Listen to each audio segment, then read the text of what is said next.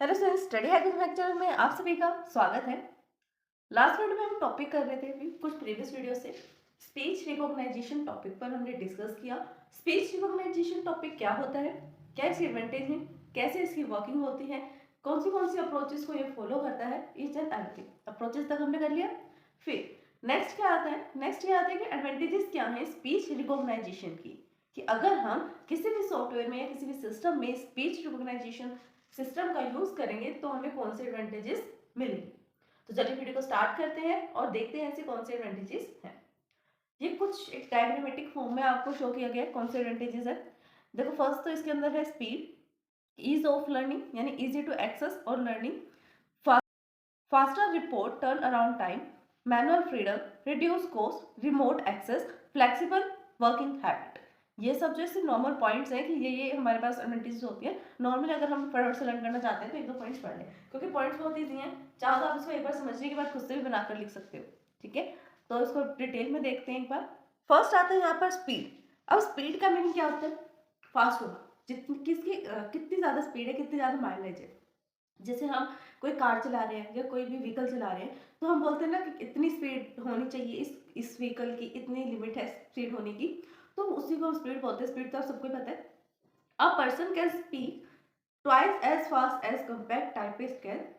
देख वो कह रहे हैं कि अगर एक पर्सन लिख रहा है, सपोज कर रहे हैं एक पर्सन टाइपिंग कर रहा है, दूसरा पर्सन स्पीक कर रहा है, तो किसकी ज्यादा स्पीड होगी, स्पीक करने वाले की या टाइप करने वाले की?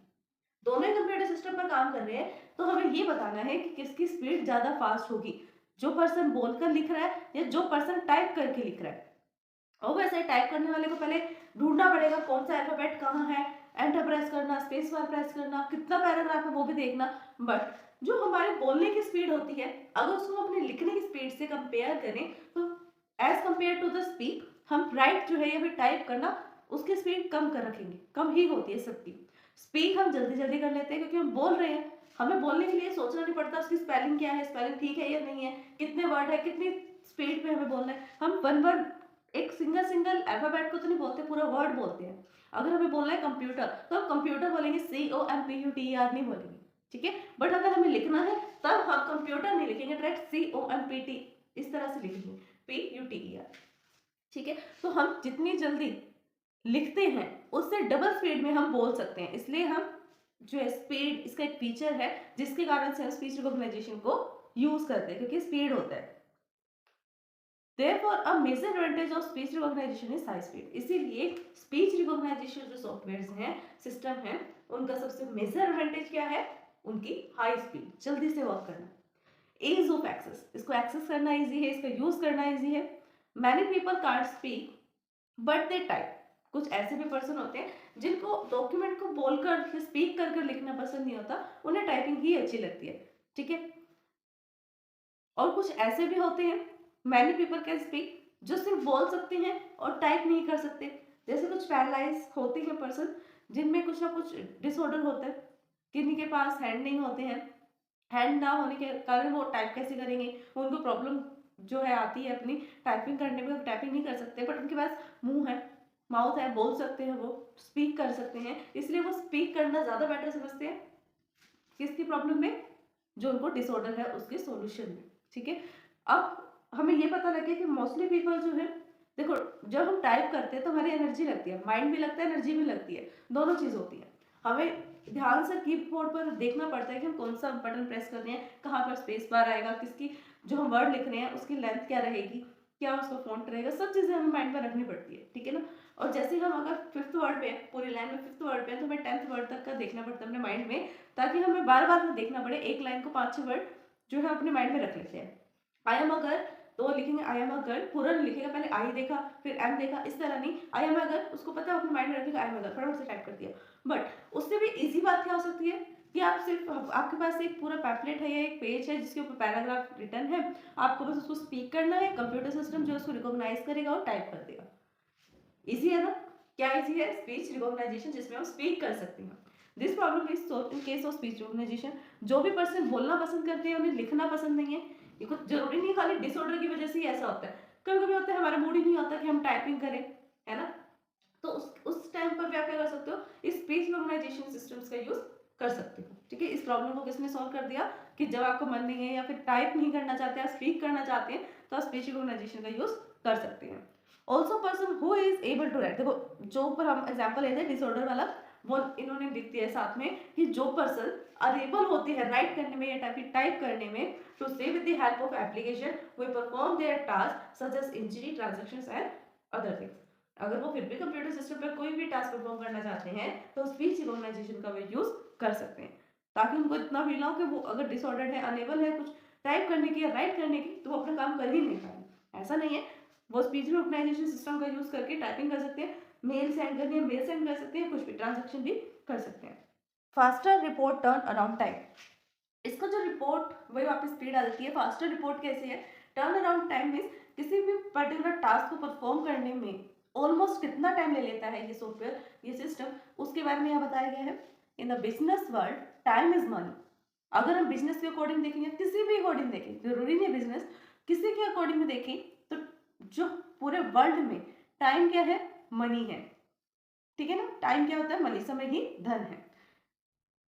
As speech recognition software improve the turnaround time when it come to the report and transaction।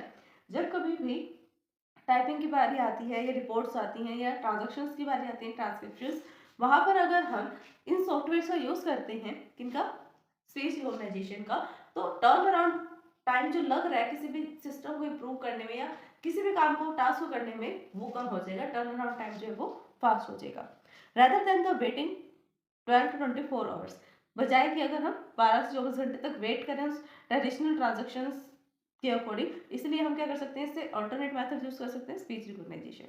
Using speech recognisation software we have the report completed in the minutes in many users. अगर हम speech recognition का use करेंगे तो हम कुछ ही minute में many of the users का जो रिपोर्ट है वो तैयार कर सकते हैं। नेक्स्ट टॉपिक आता है मैनुअल फ्रीडम। मैनुअली फ्रीडम कैसे है, communication with the computer bye typing. Manual free है हम, मैनुअल में हमें क्या करना पड़ता है, टाइपिंग करनी पड़ती है खुद से, ह्यूमन को या फिर उस यूजर को जो सिस्टम को यूज कर रहा है। बट जब हम चाहते हैं कि हम डायरेक्टली कम्युनिकेट कर पाए, एक यूजर डायरेक्टली कम्युनिकेट कर पाए सिस्टम के साथ सिर्फ बोलकर, उस टाइम पर वो टाइपिंग का यूज नहीं करेगा। वो नहीं चाहता मैं टाइपिंग करूं, वो स्पीक करना चाहता है तो डायरेक्टली वो स्पीक कर सकता है as your hand. But there are the many situations in which the computer might be useful to the peoples whose hands were other occupied as pilots of the military aircraft। ये कहते हैं कि जरूरी नहीं है सिर्फ पर्सन तभी speech recognisation software का यूज करेगा जब या तो वो अनेबल हो राइट करने के, यानी किसी न किसी डिसऑर्डर से वो पीड़ित है, या फिर उसका मन नहीं है करने का और टाइप नहीं करना चाहता, बोलना चाहता है। तीसरा क्या ऑप्शन हो सकता है कि वो अनेबल है, मीन्स वो कर नहीं पा रहा, अगर वो करना चाहे तब भी वो नहीं सिस्टम के साथ टाइप करके इंटरेक्ट कर सकता है, क्योंकि उसकी जो हैंड है वो ऑक्यूपाई है, किसी न किसी और काम में लगे हुए हैं। एग्जाम्पल दिया है इसने मिलिट्री एयरक्राफ्ट का। मिलिट्री एयरक्राफ्ट के जो पायलट्स होते हैं उनका ध्यान पूरा फोकस कहाँ रहता है, ऑब्वियसली अपने हैंडल पार्ट पर रहता है, जहां से वो उस प्लेन को, उस एयरक्राफ्ट को कंट्रोल कर रहे हैं। तो उस टाइम पर अगर वो टाइपिंग में ध्यान लगाएंगे तो क्रैश होने का जो है खतरा रह सकता है उस एयरक्राफ्ट का। इसी कारण से स्पीच रिकॉग्निशन सॉफ्टवेयर यूज किया जाता है कि वो सिर्फ एक बटन दबाए और बोलना स्टार्ट कर दे, जिससे वो सिस्टम के साथ कम्युनिकेट कर सकता है। फ्लेक्सिबल वर्किंग हैबिट, फ्लेक्सिबल है, हमें पूरा पूरा दिन बैठकर टाइपिंग नहीं करनी पड़ती, सिर्फ जब हम चाहेंगे एक की प्रेस करेंगे या स्पीच रिकॉग्निशन सॉफ्टवेयर का यूज करेंगे और बोलना स्टार्ट कर देंगे, टाइपिंग होता रहेगा। Speech recognisation offers you to familiar working environment, या आपको एक फैमिलियर वर्किंग एनवायरनमेंट देता है।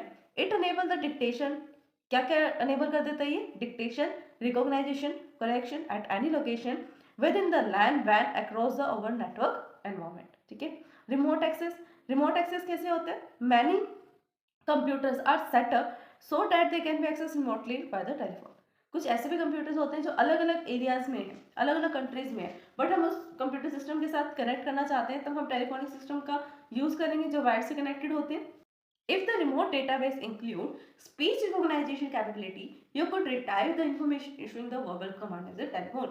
आप टेलीफोन में वर्बल कमांड देकर भी उससे एक्सेस कर सकते हैं। जैसे गूगल है, गूगल का सर्वर हमारे आसपास तो है नहीं, जहाँ पर गूगल का सर्वर है वो अपनी प्लेस पर रहेगा, सारा डेटा वहाँ पर स्टोर है, जितना भी गूगल से रिलेटेड है, जितनी भी वेबसाइट्स का डेटा है जो उसमें बनी हुई है।